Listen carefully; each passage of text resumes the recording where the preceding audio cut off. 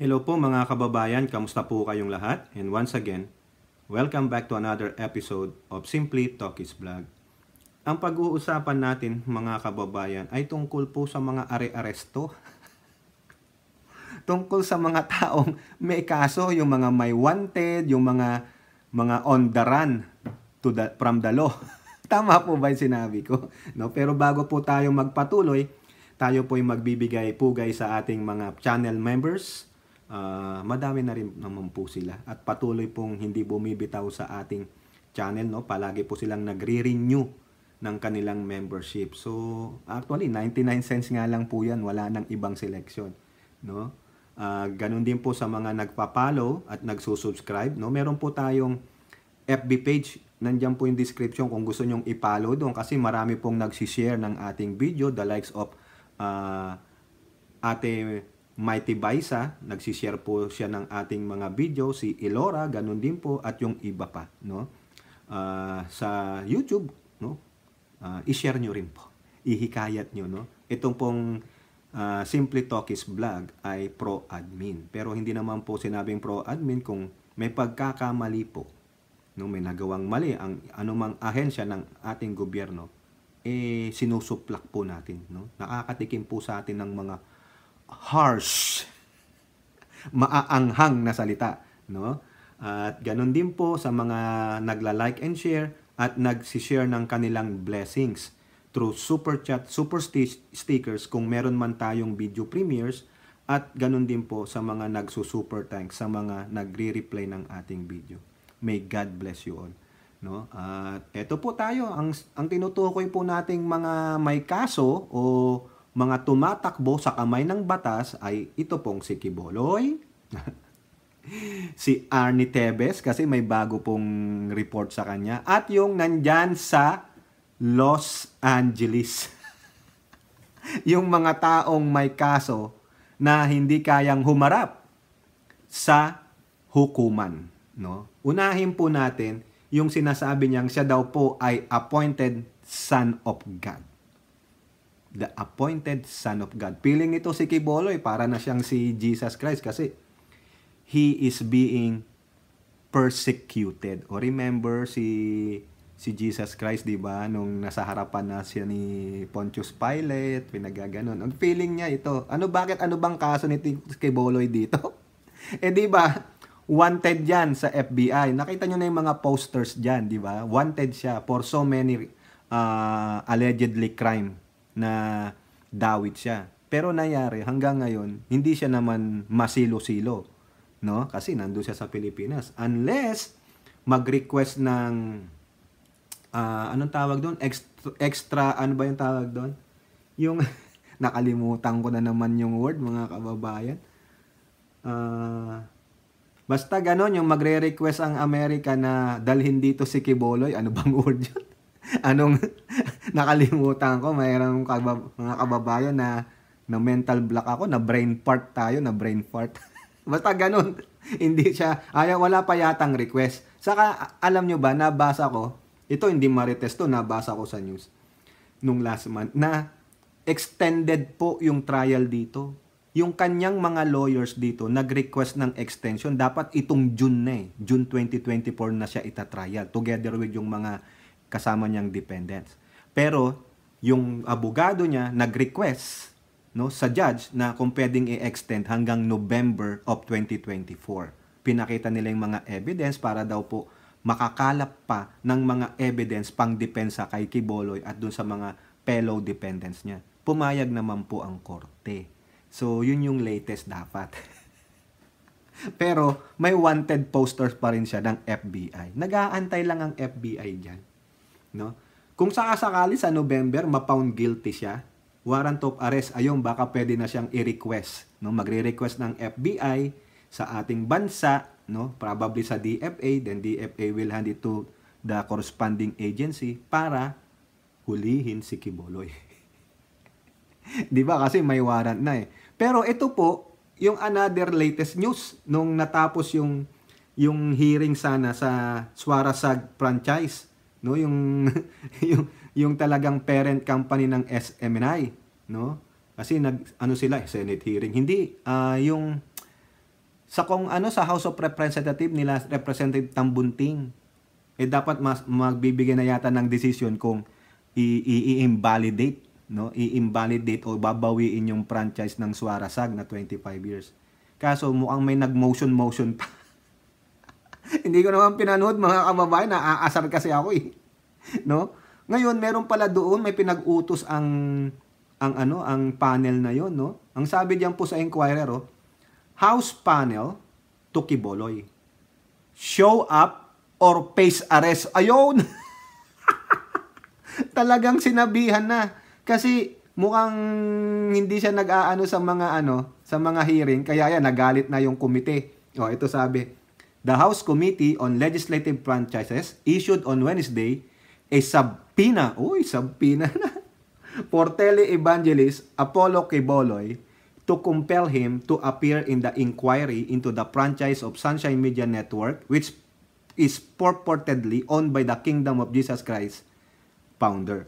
Si appointed son of God.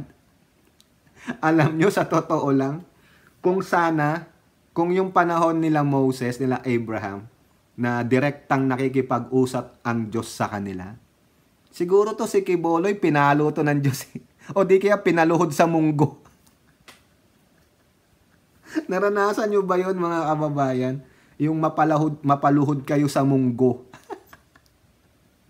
Nandun sa Bilao. Sa Bilao Pusa ng munggo, tapos lagyan kayo ng libro na ganun kayo nung bata. Sa kakulitan kasi namin. Wala pang child abuse, no? Ang kukulit namin mga magpipinsan, ayun, napaluhod kami, no? Diyos ko po. Di ba? Kung sana ganun lang ang Diyos. Kaso ang Diyos ngayon, sabi niya, may mga prophets na dyan, kayo nang bahala. Pero sana naman, Lord, no? Pwede ba? Pababain nyo muna si Archangel Gabriel dyan. O di kaya sino pa bang mga archangel? Yung nandun sa Supernatural. Alam nyo ba yung TV show na Supernatural? 15 season yon. Ang ganda nun, pinanonood ko. Sino ba yung kasama nilang anghel doon? Si Michael, ano ba yon? Archangel Michael ba? Meron bang Michael Angelo? Ay, hindi. Teenage Mutant Ninja Turtles pala yun. Ano ba yun? Basta, pwede ba, Lord, magpababa ka ng isang anghel at palu-paluin itong si Quiboloy sa puwet. Mukhang hindi napalo ng magulang ito. Biruin mo, mag-self-proclaim appointed son of God. Gago ang puta. Ayan, nagalit tuloy si Tambunting. Sabi niya, the panel, chaired by Parañaque City Representative Gustavo Tambunting, warned Quiboloy that he could be cited in contempt and ordered arrested should he continue to ignore the summons. Committee Vice Chairman and Surigao del Sur Representative Johnny Pimentel moved for the issuance of subpoena for Quiboloy on the prompting of Gabriela Women's Party List. Talaga, yung kaaway pala nila, mga makabayang black. To be Rosa sought the subpoena after SMNI lawyer Mark Tolentino maintained that Pastor Apollo Quiboloy is the honorary chairman of SMNI and is not part of the day-to-day operations of SMNI. Ayan po sabi nila, kung hindi ka magpunta dito, ikaw ay aming ipapawarrant of arrest. Ayan, patay tayo nito. Talagang gusto nilang iparibok ang franchise nila. So, mga kababayan lang, gusto kong ipakita sa inyo Kasi talagang nag-warning na po ang committee ng legislative franchises na kung hindi a-attend si Quiboloy sa next hearing, siya po ay aarestuhin. Siyempre, ang tanong dito, papa-aresto ba siya? Baka sasabihin na lang, ako na lang po arestuhin nyo, yung mga kapamilya niya, yung mga kakulto niya, di ba?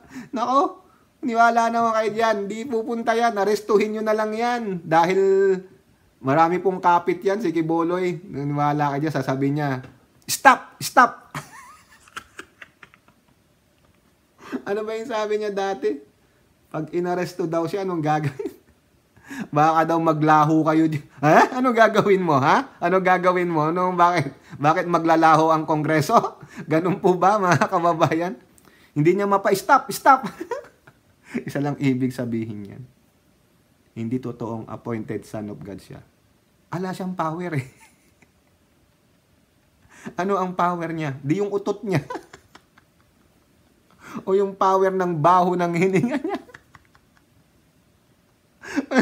Ang yabang-yabang yan nung panahon ng ABS-CBN. Gusto nyo, pasara na kayo dyan bukas. Bukas, sarado na kayo, di ba? Stop, stop. O ngayon, ikaw, Kibolay, sabi mo nga, kung ikaw binigyan ka ng yung summons, sasabihin mo ba, stop, stop. Di nyo ba alam, appointed son of God ako? Baka naman ibang God. Kiboloy, ibang God. Baka the God of the pagans. Di ba? Sino ba yung mga God of the pagans nung nasa Old Testament? Di ba? O, di ba? Ano pa ang sabi ni Jesus Christ doon sa isang sa mga demonyo? Sabi niya, You are the sons of your father, who is a liar from the very beginning.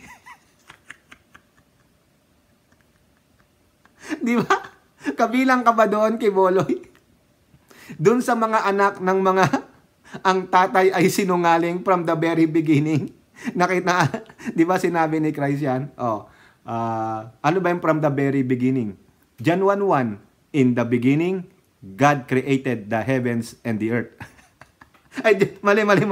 Hindi pala mali yun. Genesis 1:1 pala yun. John 1:1, in the beginning was the Word, and the Word was with God, and the Word was God. O, di ba? Ibig sabihin, nandoon na rin yung father ng mga sinungaling. Kasama na siya doon. Witness na siya sa pag-create ng Diyos ng simula. 'Di ba? Yung tinatawag na creation nung nandun sa Genesis. Tatawa ka na lang dito kay Kiboloy. Ang lakas mag-blasphemy, grabe mga kababayan, Kayo ba? Naniniwala po ba kayo na si Jesus, mali po sorry po, hindi po. Naniniwala po ba kayo na si Kiboloy ay appointed son of God? Namatay yung computer ko, Letty, mukhang na-stop ako ni Kiboloy. Mukhang natitrace na ako ng mga tauhan ni Kiboloy ng mga Chinese. Ang lakas mang-asar kay Kiboloy. Teka muna nga. Magbukas tayo ng fortune cookie ni Kiboloy. Teka lang mga kababayan. Log in lang natin tong computer. Biglang namatay eh. Ito ang bag ng MacBook Air eh. Biglang namamatay. Mukhang tanga. Ilora at Aichang, pakibigyan nga ako ng fortune cookie itong mga naggagandahan nating mga kaibigan, mga kababayan. Baka naghahanap kayo ng ka-Valentine. So, itong mga kaibigan ko dito, mga single po sila, single. But not ready to mingle. Mga kaibigan po natin yan, mga sabi nga ng Westlife. Goodbye to you, my trusted friend. We known each other since we were 9 or 10. Teka muna. Ito. Elora, ay tiyang penging fortune cookie. Bubuksan natin ng fortune cookie itong si Kiboloy. Pagbukas natin ng fortune cookie ni Kiboloy. Wanted by FBI. Muntik ko nang masabi yung kanta ni Bon Jovi. Wanted. Ngayon kong sabihin dito, baka mayari tayo, mga kababayan. Nang-aasar na lang po tayo kay Kiboloy. Pero Kiboloy, kung matapang ka, if you have the balls, kung meron kang bayag, na katulad ni Trillanes na iisa lang daw, sabi nung kaibigan mong Prime Minister ni Baal, baka katulad ka ni Mayor ng Davao City, yung si Wagdu no yag balls. Baka wala ka ring yag balls. Harapin mo. Kunin mo yung summons mo. Ipagtatanggol ka ng mga minions mo. Di ba? Maganda, gawin mong abogado mo. Si Digong, di ba magaling si Digong? Eto na po. eto na ang masakit dito, no, mga kababayan. Yung next na merong warrant na to eh. I think may warrant of na tong si Tebes eh, di ba? He is on the run. Oh, di ba ang sabi nila nasa Timor Leste daw siya. Oh. Okay, pero wala kasi tayong extradition. Ayun. Nakuha. Kasi ang nasa isip ko, extrajudicial. Eh, hindi naman yun. EJK yun, si Digong yun. Extradition. Ayan. Ito po, sa ulat ng ABS-CBN, latest po ito. No? Hindi po itong Marites, latest ito. NBI told to find Tebes as court orders cancellation of passport. Boom. Wala na. Canceled ang passport niya. Hindi po siya makakagalaw niyan. Hindi siya makakalabas ng bansa kung nasaan man siya ngayon. Kasi wala na siyang passport. No? Kung iganon yan sa scanner, yung ng passport niya, wala na. Makikita yan sa database. Canceled. Wala na. Ibig sabihin, anong nationality ni Tebes? Canceled ang passport eh. Wala. Unless, otherwise, manghiram siya ng ibang passport o magpagawa siya ng peking passport.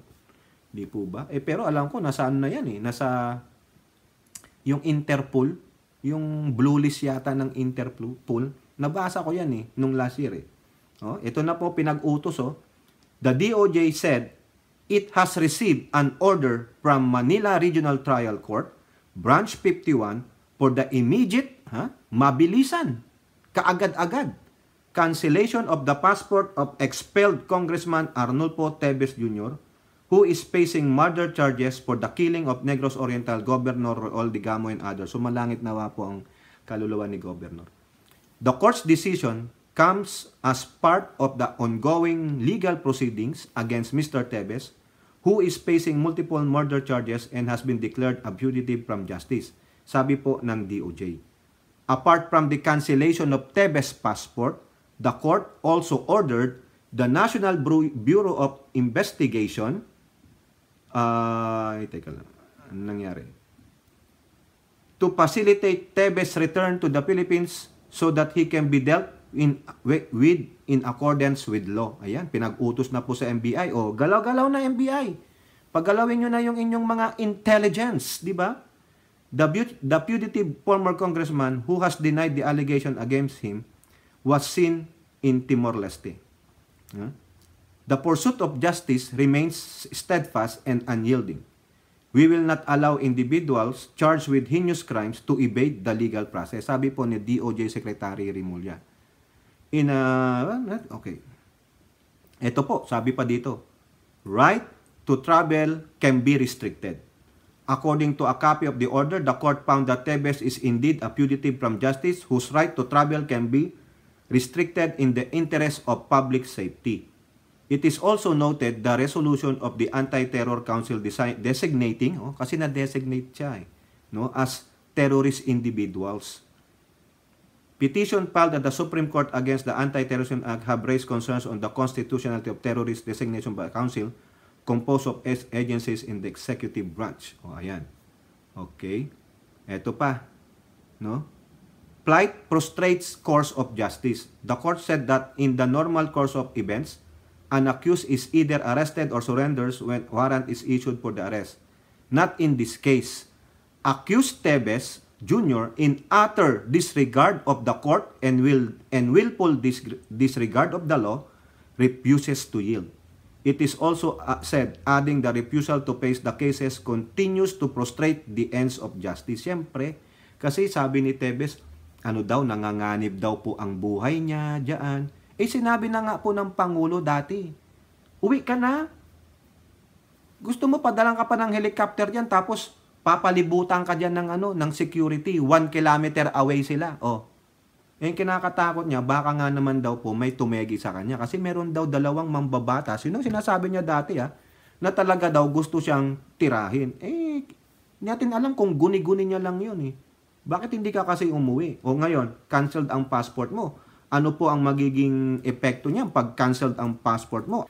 So yan po mga kababayan Anong magiging epekto niyang cancellation ng passport ni Tebes. Sa aking pag-iisip, baka ano ng ano mo canceled na Restrict na ang travel sa'yo. No? Sa akin nga, drastic baka sinasabing di ka na Pilipino.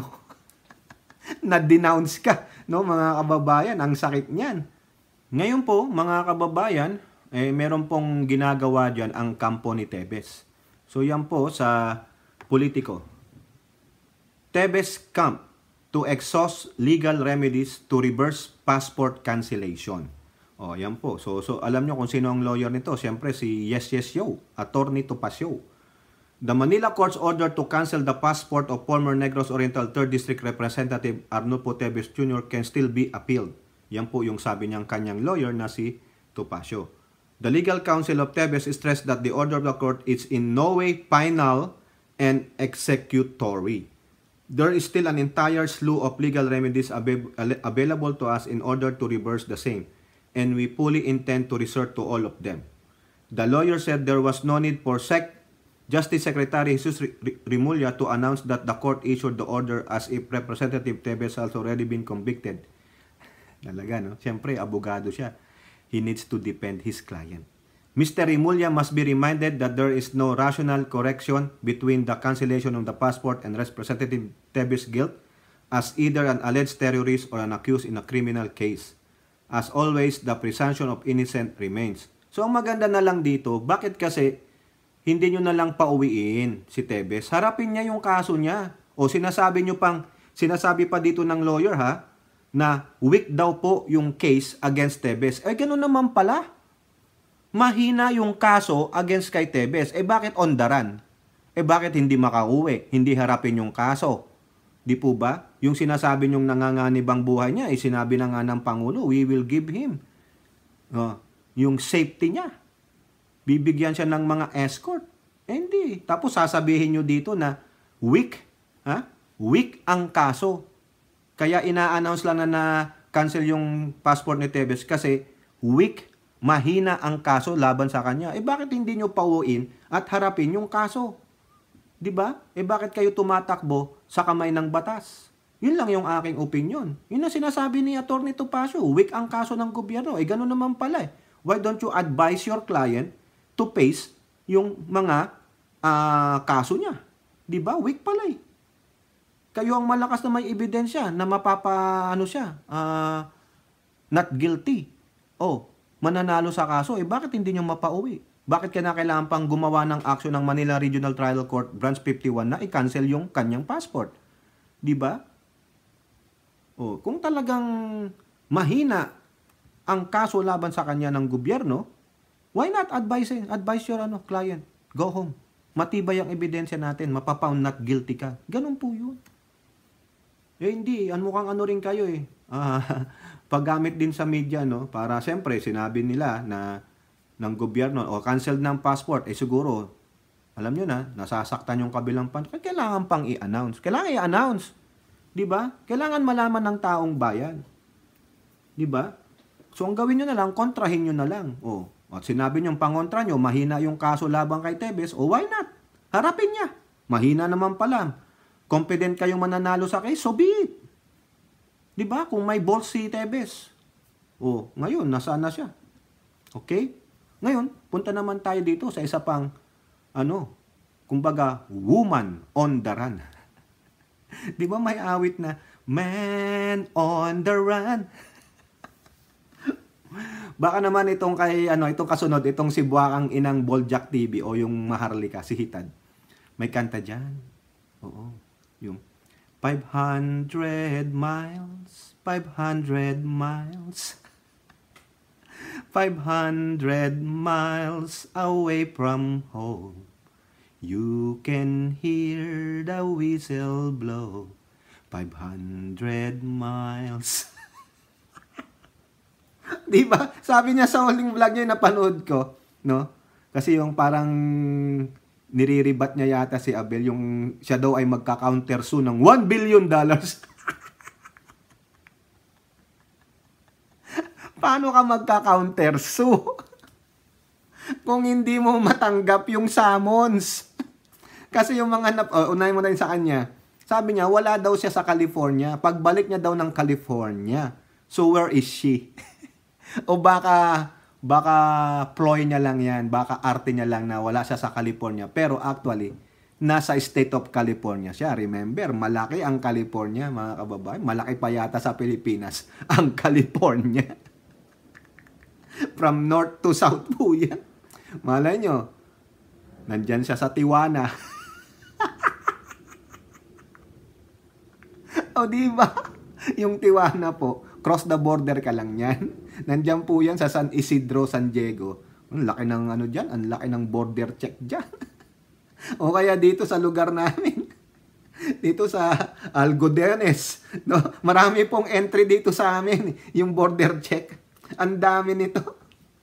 O tapos may mga oras pa yan na pagbukas, pagsara. Diyan na nga lang, papunta ka ng San Diego from Arizona, Yuma, Arizona, you go to San Diego. May border check po dyan. Diyan sa, before you reach Pine Valley, sa Sunrise. Alam mo, yung mga nandito, ito, napapanood nyo to kung na familiar kayo dyan, ang hihigpit po ng gwardiya dyan. Stop ka. Ako, niro-roll down ko lahat ng bintana. Ito lang ha, ito lang. Tatanungin ka. Sisilipin kayo. Kasi kung suspicious kayo, yung unang tinitignan dyan, droga. Secondary, if you are yung crosser, yung ganun. Kung may papeles kayo, tatanungin dyan eh. Are you a US citizen? Ang isa pa dyan, tinitignan kung alam nyo yung sinasabi ng border patrol. Pag sinabi sa'yo, how are you doing? Napag ganun ka lang, nako, delikado. Hindi mo alam isasagot mo. Pag ako tinatanong ng ganun, pag ako lang tinanong na first time, how are you doing, sir? I'm good. How about yourself? Sabi ko, I'm good. How about yourself? Oh, okay. Go.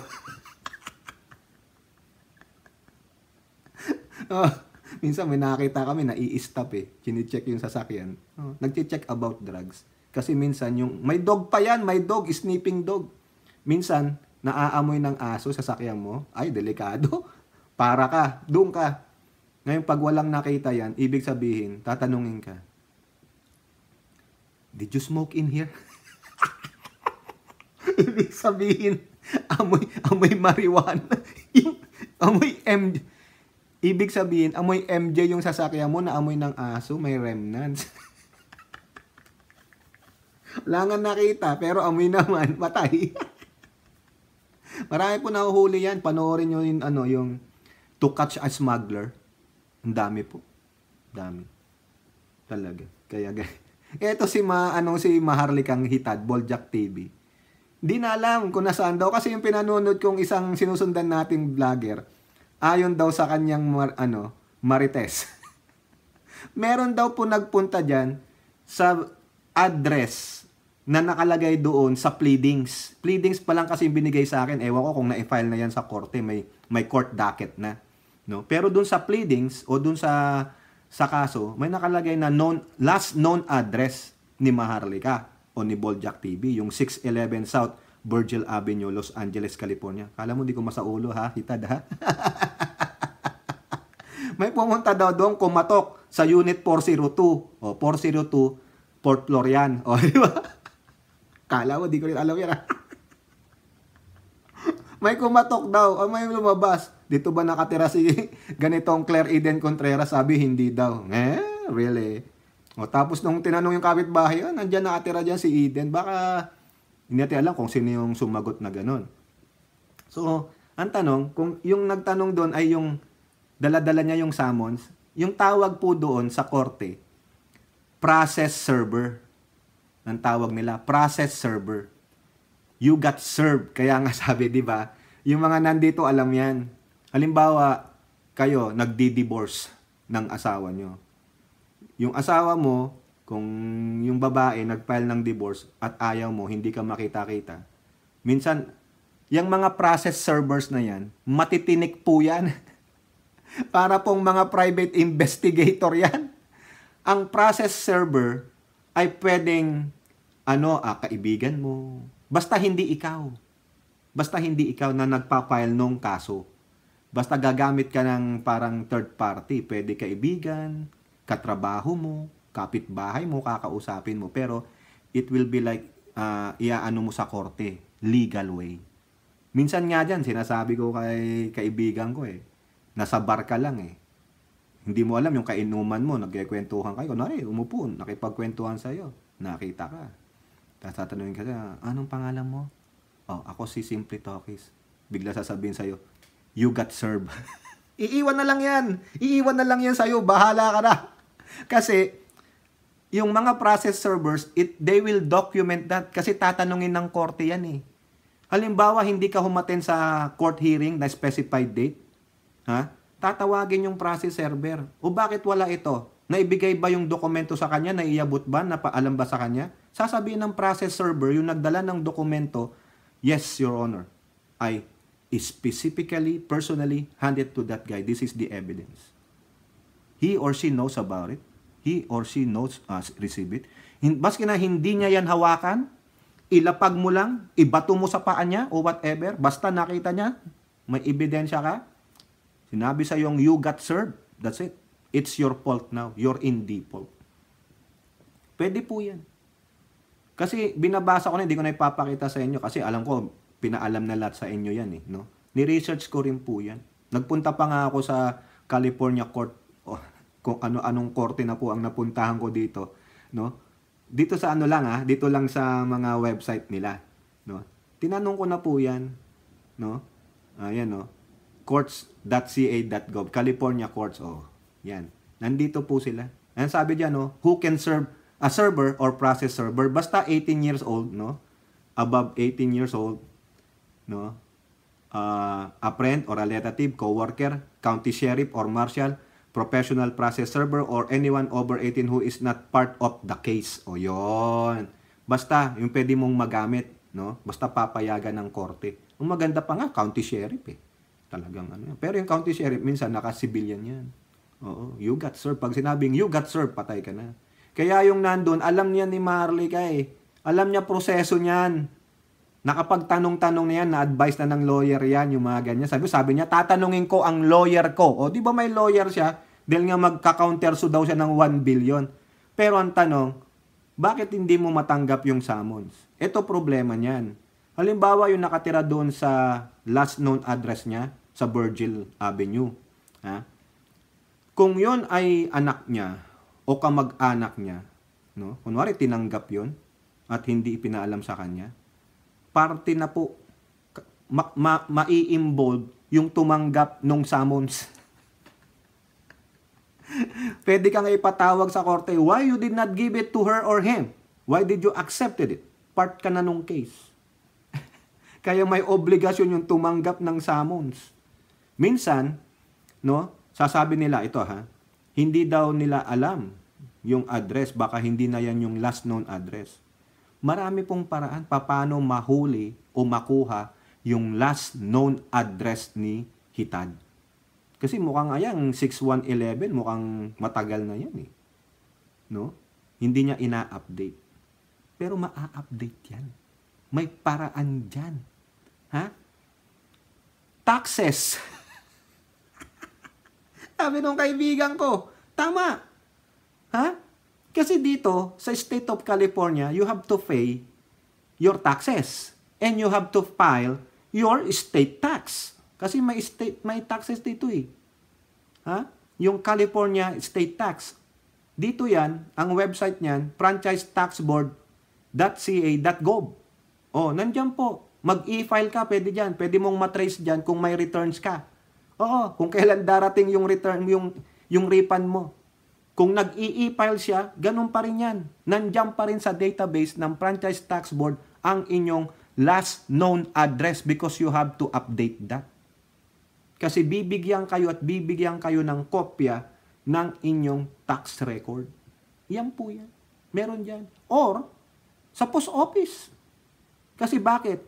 Kasi kung lilipat ka, halimbawa, aalis ka ng LA, you have to move to another, maski na bahay lang. Sabi mo, nasa Virgil siya dati. Lilipat lang siya sa kabila, dyan sa Whittier. Kailangan, ipapaalam niya yan sa post office. Forwarding mail. Kasi kung hindi mo i-update sa post office ang iyong address, yung mga sulat mo, pupunta pa rin doon sa old address mo. Nangyayari po yan sa akin. Kaya ako, ina-advise ko dito ang post office, no? O di kaya doon sa San Diego, kasi tumira akong San Diego doon, lalagay ko lang, o forwarding address, this is my new address. Doon nyo padala lahat yan.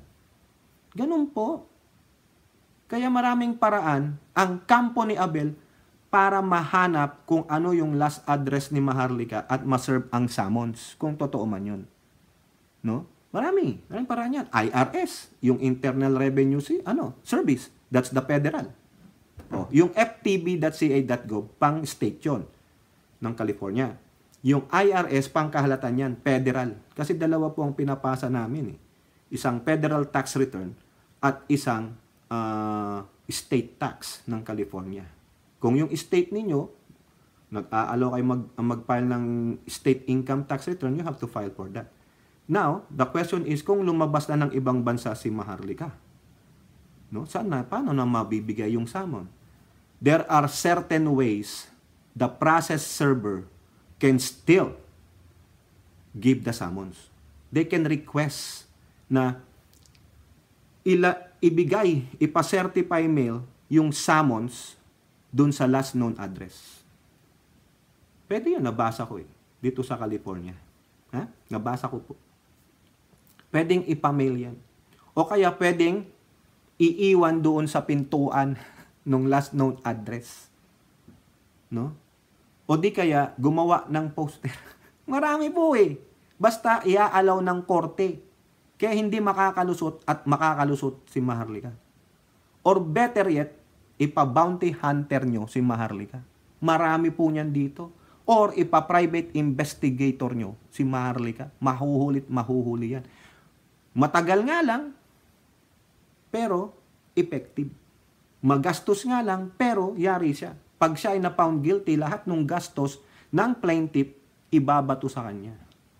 Now, the question is, kung sakali lang, no, hindi talaga siya makita, pwede pong mag-request yung plaintiff ng ng trial via absentia nung dependent. Uusad na lang yung kaso nang wala siya. Ngayon, by default ang tawag doon. Judgment by default. Wala paano niya i-defend sa sarili niya? Therefore, sinong kakatigan ng korte? Award yung di ba? Kung hindi siya mag-appear talaga, kung talagang I'm on the run na. Ngayon, lalabasan siya dyan ng warrant of arrest. Kasi nag-decide na ang korte. Wala ka, I decided on the favor of the plaintiff. Kasalanan mo yan. You have accorded your rights, binigyan ka ng pagkakataon, but you ignore it, no? Pinabayaan mo, ignorance of the law excuses no one, you are on the run, so therefore, we decided on the side of the plaintiff. Paglabas ng decision yan, guilty ka, warrant of arrest. Hahanapin ka ng marshals. Baka i-post ka pa sa FBI. O di kaya sa California wanted list. Di ba? Ngayon, paano yung bayaran yan? Yung mga hinihinging relief ng kampo ni Maharlika. I-exhaust ng dependent bayaran yung plaintiff. Pwedeng kaagad-agad i-request ng kampo ni Abel na magbayad danyo si Maharlika. Paano siya makapagbayad? Kung may trabaho siya, aside fra sa vlogging, they will put a garnishment. You know garnishment. Ia-apply po yan, no? Kung ano man yun, mag-a-apply sila. Halimbawa, sa Los Angeles County Superior Court, ganito, kung ano man yan, no? Baka sa, I'm just guessing, baka sa Department of Labor, no? May mga forms po yan may forms. Kasi ako nagtrabaho ko sa isang payroll department dati, na-experience ko yan. Ang nakukuha kong garnishment ay puro child support. Yung ito kay Maharlika, garnishment because of the court levy, talo siya di ba? Yan, bayad danyos, iga-garnishment, babawasan yung sahod niya, depende dun sa dineclare niyang income.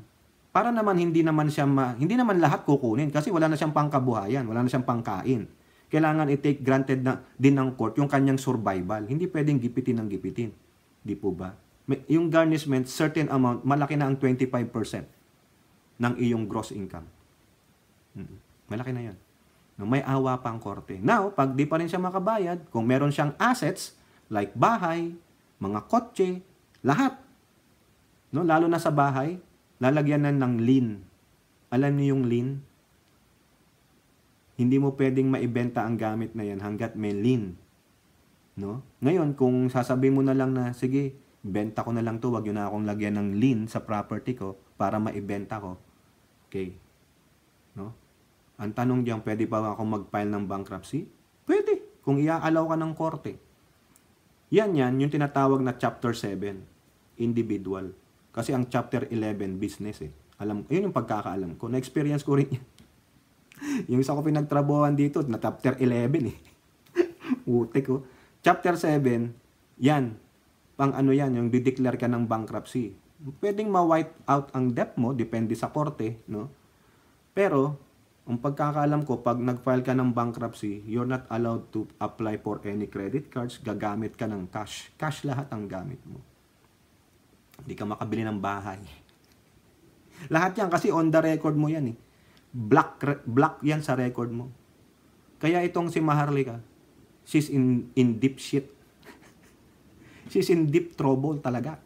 No? Kung matapang ka talaga, harapin mo. Kung meron mang summon sa'yo, harapin mo na. Mag-hire ka na ng abogado, which is too expensive yan. No? Bagay, malaki naman ang kinikita niya sa vlogging niya. O di kaya, meron siyang backer. No? Yun lang yung sa akin. No? Yung sinasabi niyong you have to, yung mga sa California, paglilipat, kailangan pang ipaalam sa korte. Hindi po. Sakali lang, kung talagang meron kang kaso na ongoing, kailangan mong ipaalam yan sa korte. Pero for an ordinary, no, summons pa lang naman yung sa kanya, no? Kung naglipat na siya ng bahay, no, at siguro wala pa yung summons, hindi po kailangan yan ipaalam sa korte. Wala rin kinalaman diyan ang city o whatever, yung county. Kailangan lang talaga pag naglilipat bahay ka o nagpapalit address ka, ipaalam mo sa post office. Ipaalam mo sa pinagtatrabahuhan mo kasi doon ibibigay ang iyong tax reforms, tax reforms, no, yung W2, no, kung sakasakali, at sa DMV, yung Department of Motor Vehicle, para po ma-update yung iyong lisensya at saan ipapadala yung car registration mo. Ganun po. Hindi mo kailangan pang ipaalam sa korte. Siguro ipapaalam mo lang sa korte if you have a ongoing case. So far wala pa eh, 'di ba? Summons pa lang naman. No? So ako pinapaalam ko lang kasi ganun po experience namin dito sa California. Kasi nung lumipat ako, no, from San Diego, dati nasa LA ako, San Diego, and then I moved out ganito. Wala po akong pinaalam sa korte. Sa DMV lang sa post office, okay na 'yun. O, 'di ba? Tama niyo ako, mali ako kayong mga nasa California dito. 'Di ba? Sa akong nasa korte na kayo, alam na ng lawyer mo 'yan. Kayo naman. Kung may lawyer ka, ipapadala po 'yan sa lawyer ninyo. 'Di ba?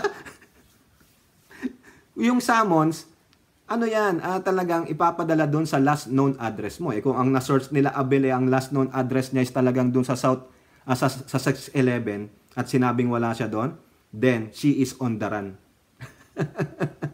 Woman on the run na siya. Man on the run. Di ba? Ano fortune cookie niyan? Elora, Aichang, give me some fortune cookie. Okay, fortune cookie ni Boljak TV. Open natin. Fake news ka, sabi ni Gagong Lipunan. Fake news. Nakita nyo yun? Yung sabi ni Gagong Lipunan, no? Fake news ka pala, Maharlika. Pinatunayan na, nung friend mo dati. Wala na. Madami pala sa mga sinasabi mo ay walang katotohanan. Kaya ayaw niya nang sumama sa'yo. Buti nga sa'yo. O kayong mga nanonood pa dyan. Pinatunayan na ng dating kaibigan. Ha? Ito, nagpunta pa dyan sa LA. O ito, baka tanungin nyo to. Baka alam niya. Baka alam ni Bagoong Lipunan yung last known address ni Hitad. Kasi di ba sabi niya nagpunta siya dyan sa LA. Baka pinapunta pa yan kung nasaan nakatira si Hitad. O di ba? At least alam mo, isa sa mga baka pwede niyong gawing resource person nito. Abel, oh. Di ba? Kaso ngayon, ala na. Tabla-tabla na sila. Sabi ni Bagoong Lipunan, fake news ka pala eh. Tapos gusto mo pang pagamit yung mga content mo kay Bagoong Lipunan. Eh sabi niya, fake news ka. O yun. Kaya tama tayo mga kababayan. Fake news. Kaya yung mga naniniwala kay Maharlika, mga kulto ng fake news. Buti nga sa inyo, mga gonggong kayo. Oh, another fortune cookie. Fake news, mga siraulo, mga subscriber ni Hitad. Mabuti nga sa inyo. Isa pang fake news. Isa pang fortune cookie, Elora. Ay, Chang, ito, pangatlo na to. Para naman 143. Pagbukas ng fortune cookie ng mga subscriber ni Hitad. Putang ina ninyo, sabi ni Duterte.